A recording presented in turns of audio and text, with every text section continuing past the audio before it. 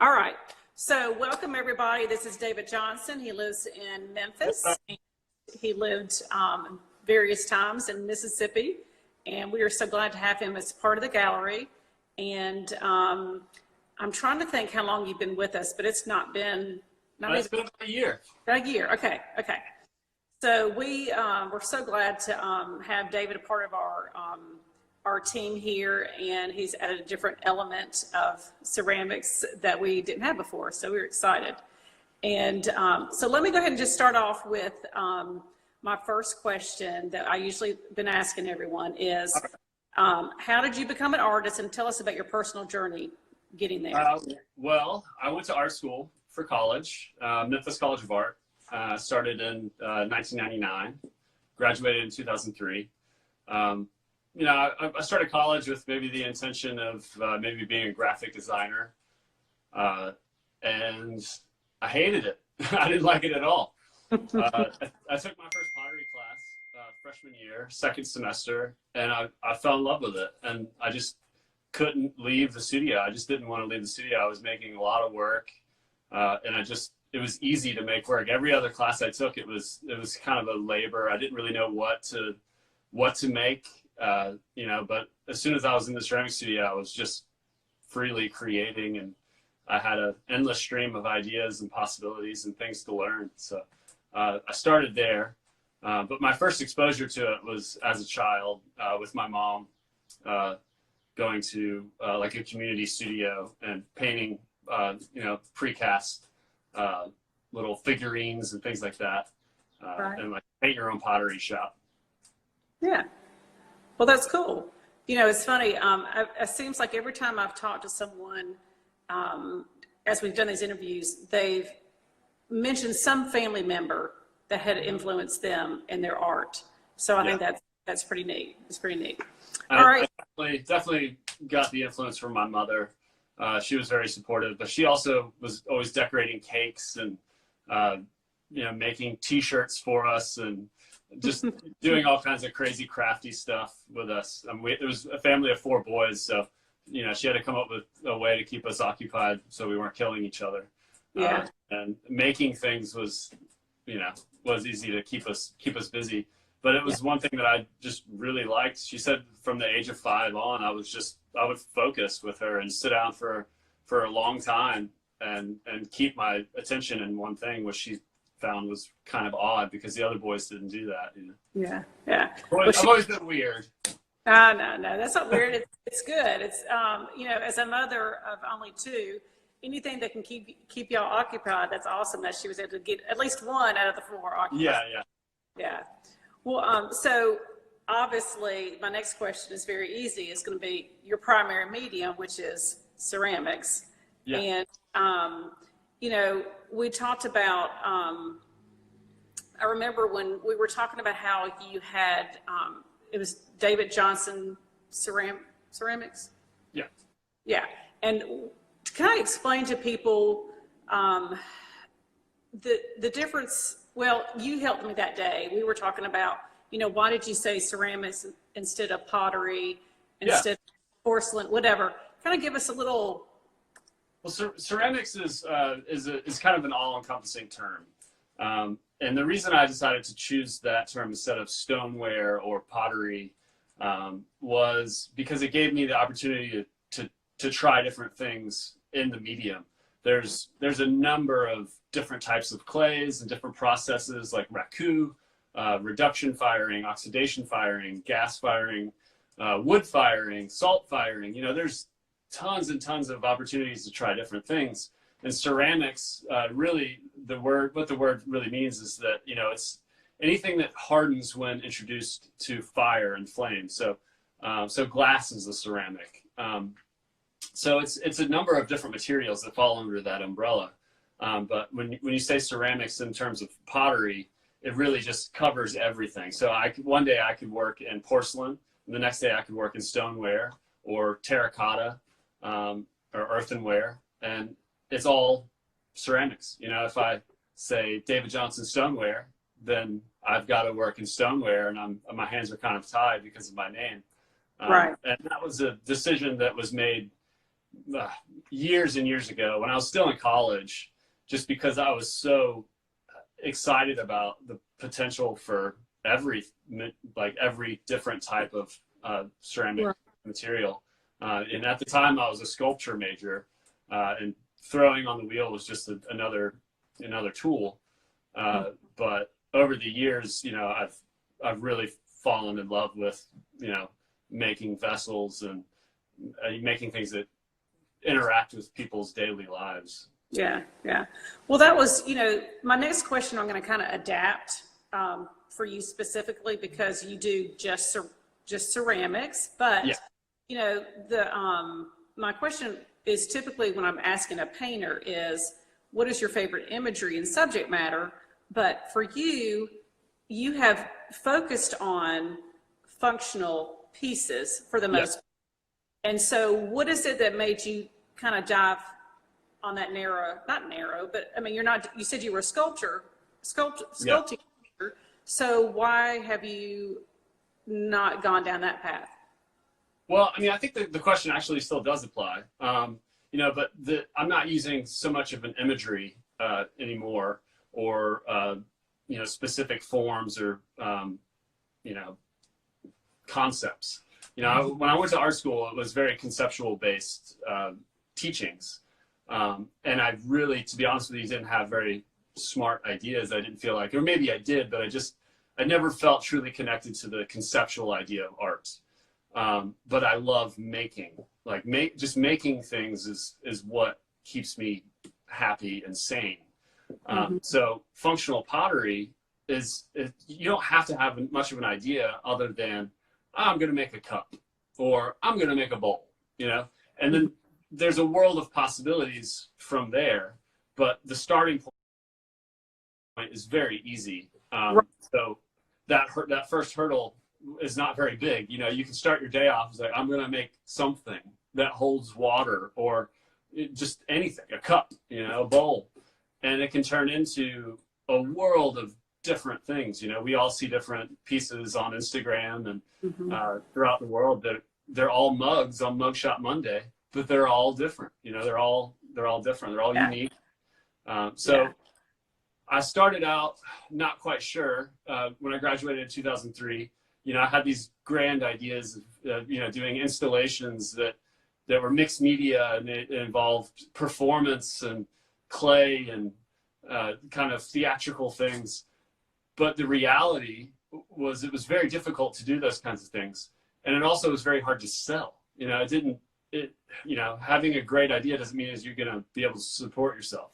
So throughout the years, I had a number of different jobs, from construction to coffee shops to you name it, I've probably tried it. And the one thing that I always came back to was I could sell pottery, and especially in the South, in Mississippi. Mississippi is a really interesting state.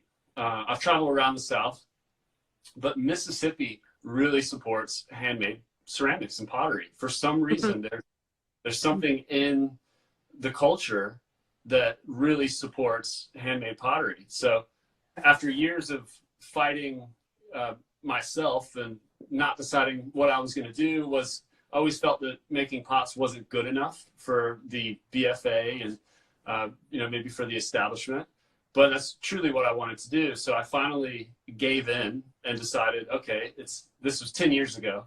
I decided I was living in New York. I had just been laid off of the job, and I was lost. And the one thing that always stuck with me was I want to make pots. And so I was almost 30, and I decided, you know what, it's now or it's not going to happen. So I had a friend, Joseph Eccles, who lives in Hernando, Mississippi. And he had been for years asking me to come and live with him and make pots. And I was like, I'm too old to do that. I can't, who does that? Who does that? But I finally gave in, and I was like, all right, I'll come and live with you. Let's give it a try. And that was the beginning of my life, really, my career. I gave it a shot, and I realized very quickly the potential to sell vessels, to sell mugs and cups and plates and bowls. And there was an audience already there at these craft shows and at galleries like yours that where people were really wanting well-crafted, thoughtful items that they could use and that they could bring out when they have a party, and have people over, or maybe decorate their home with. So it satisfied me artistically because I got to create, and make things that are well-crafted. But at the same time, I was able to sell them because I've made wonderful sculptures and I still have them in the attic. You know, we can go look at them. They're wonderful, but they're not making me any money. And the reality is you have to be able to keep the lights on and buy more materials so you can keep up with making more things. So kind of a long answer for what you asked, but no, but I think, you know, when you refer to Mississippi and the Southern support that you get from the festivals and the galleries, is I think a part of that is because there's such a emphasis on gathering around the family table. Yeah. And sharing a meal together and having those objects that are that you use every day, that sometimes people just kind of, you know, sometimes we forget about the accessories we have sitting around, but you pull that plate and that bowl or that mug out of your cabinet every day, and it becomes a comfort piece that you have. And when you share a meal together and do that, I think that's just a very strong component to hold, you know, to hold that family nucleus together. I don't know. Yeah. I'm probably overthinking it, but I just thought that's just. Well, no, I mean, I think it's definitely part of it, you know, and having, you know, I saw a lot of work to mostly, my customers are mostly women, which I find kind of interesting. But they, you know, they're the ones that oftentimes put on the parties and they invite friends over and they have, you know, they make dinners and they provide food and they need something to serve it on. And, you know, having something that's unique, that looks different, that no one else has, you know, is also a selling point. You know, if everybody has the same thing, it's kind of boring. You know, I've got that, you know, but what is this? Whose is this thing? And it's a bright color. It's different. It's something I've never seen before. Yeah. That's what drew me to you was your glazes and, just the color. Cause I mean, people that have been in the gallery, they know I love color. I love to see vibrancy. And so when I saw your glazes, which is, you know, behind me, you know, it just really drew me to you. And it was like, I've got to figure out how I could talk them into coming to the gallery. Love all this color. Yeah. Well, you know, the color, it evolved. You know, when I first started out in 2010, I was really into bright colors then. It was just maybe a reaction to, you know, the previous 10 years of seeing all the different types of pottery but not really ever seeing bright colors, oranges and yellows and, you know, limey greens and things like that. I mean, everyone's seen Fiesta ware, but that's very kind of dead glazes. It's just a very blank color, you know, like, but, you know, I was interested in art pottery and glazes that break and move and that have a vibrancy and a life, but bright colors often didn't. And they,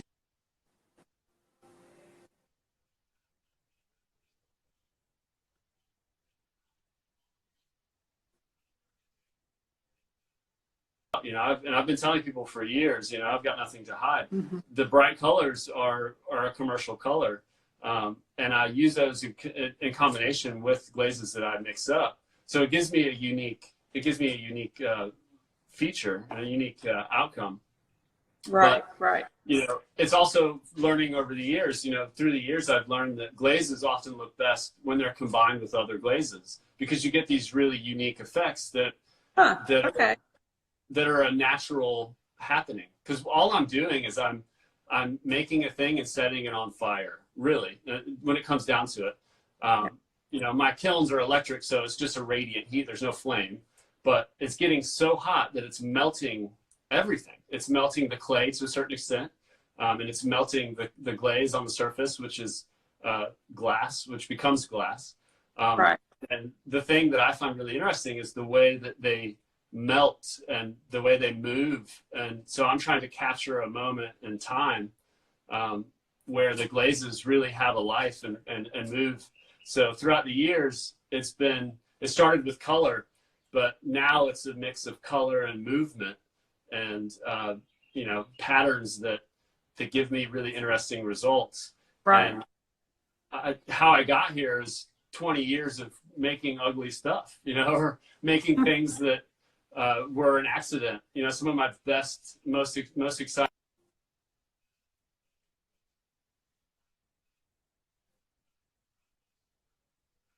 Yeah. Yeah.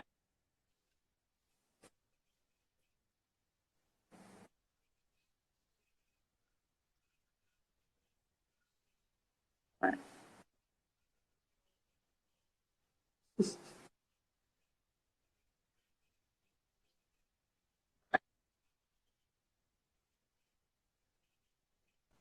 Right. Right.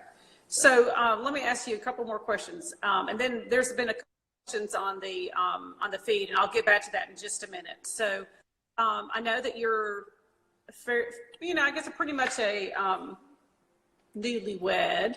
Y'all been married, Yeah. I guess, about a year, maybe. Yeah, almost. It'll be a year, June 1st. Yeah. So okay. So how do you balance, family distractions?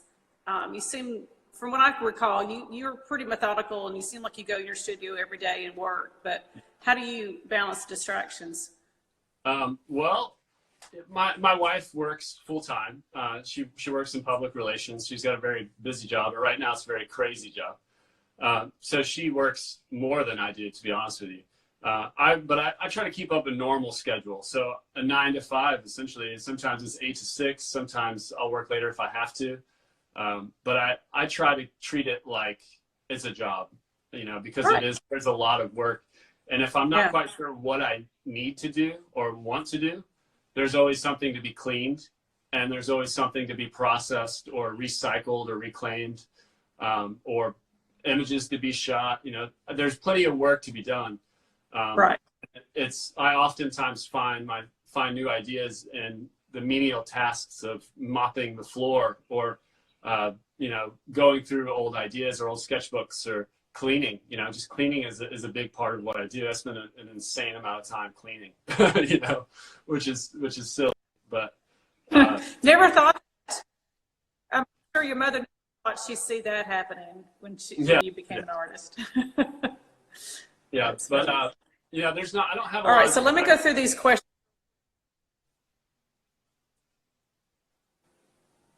I'm sorry. You kind of cut off there a little bit. Say that again. No, go ahead. All right. So I'm going to go through these questions. I think you've had a little bit of hard time with your feed this time. Let's see. Let me go through here and check what they say. Let's see. I'm getting it. Here we go. Oh yeah, the Artsy Katie said she saw you at Peter Anderson Festival this past year. Yeah. And I know she had a question too. Let's see. When you were talking about making a pot, she said that's one thing that you don't have to think to death. You just go and make something, and Yeah. you can worry about the choices of the glazing. You just know you're going to go make something. I like that. And then, she asked, do you slip trail your glazes? Yeah, totally. Yeah, it sounds like somebody's trying to steal my ideas. Yeah, no, it's so. Yeah, I have glazes that the brightly colored glazes are applied while they're in a squirt bottle, and for my flat pieces and for like platters and slab forms, I've been essentially drawing on the surface, which has been a really fun exercise, because I come from a fine art background where drawing was a huge exercise that you did a lot, and I don't get to really do that very much anymore. So I've really loosened up, and I've been drawing on the surface, like the fish platters that you have behind you. Those are they become just a canvas for me to draw, and so I draw with a liquid. I draw with a glaze, and those are the commercial colors just in a squirt bottle. And yeah, if you want to show those, so people can get an idea. So, and every time they turn out differently. I'm not thinking about it. Yeah. I'm just This other one looks different. yeah, just a quick drawing. I'm trying to maybe channel like a Picasso or something like that. Where it's just more motion more motion than thought, you know. And if it turns out really cool, then it's a good one. If it turns out okay, then it's, you know, it's just a pretty average one, you know. So Yeah. I've been letting myself live more in the moment while creating. And I started doing that in about 2013, 2014, and business went nuts. It's been amazing what happened after I let go of all of my preconceived ideas and notions of what it needed to be. And I just started making freely, and people started reacting strongly to the work, which I find really interesting. When I get out of the way and turn my brain off a little bit, people enjoy the work a little bit more. So maybe I just, you know, get rid of the head and just have hands, I guess. Yeah. Well, I just think that, you know, we've had some conversations about that, you know, what a difference it made for your career and going to the festivals. Cause that's really, you know, the festivals is a primary source of your income. And I know that it's definitely been affected since all this sheltering in place is what they've, you know, Tupelo's been sheltering in place for probably a couple of weeks now. And then the state of Mississippi has gone fully to that now. I don't know about Tennessee or Memphis if they've done that for y'all. Yeah, Tennessee and Memphis are pretty much in the same state, state of affairs. But you know, the shows, a lot of them have been canceling, and that's probably about 80% of my income. But I've been really pushing towards the online and doing more things like this, and realizing that the audience will be there and everybody is cooped up. So if we become a community that maybe doesn't get to shake hands very often, but does say hello via, you know, the internet, that people are willing to, you know, participate in what you have to share if I'm more willing to be open and share it. So I've been learning that in the last couple of weeks. You know, it's odd because I've been trying to grow my internet business, and this might be the thing that does it, which is a weird thing to happen. And it's very unfortunate that we're all going through this. But it could be a good thing for some of us that, you know, need to rely less heavily on craft shows, because craft shows are difficult because, you know, it can rain, you know, a tornado can come and blow $10,000 worth of stuff off a shelf, and I'm ruined, you know, for a year. But that doesn't happen when you're online, sitting in your PJs, you know, uploading images of artwork, you know. Well, and that's the thing is that I'm hoping that and you know, I know you're working on that, and I hope the other artists are doing the same thing. Is you know, if they don't have a website, they need to get a website built. It doesn't have to be perfect, but just having a website online, they need to have that so they can tell their story. Even if they're not going to sell their art on there, tell your story. And, you know, you can do that to a certain extent on social media, but they might find you on social media, but they're going to learn more about you and dive deeper on your website and really see what you have going on. So, you know, we're going to save this interview, and I'm trying my best to get it loaded. I didn't load Nicole's until this morning. And I'll try my best. My goal is trying to, whatever I do one day, finish it, even if it's 10 o'clock tonight. Don't worry, we're all there. We all do the same. Not going anywhere for a couple of weeks. But I just want to be able to have it access to people who didn't get to see it, because I will leave it on, it'll be on lives, it'll be on Insta stories for 24 hours. So if anybody wants to share and tell their friends to come look at it, it'll be on Insta story for 24 hours, and then it'll be on YouTube sometime before then. And we'll just continue growing our community, and hopefully introduce more and more people about, you know, your work and our other artists from Mississippi. And we just love y'all, and thanks for following on today. And Dave, is there anything else you want to say before we end? Just thanks for listening, everybody. Thanks for having me. You know,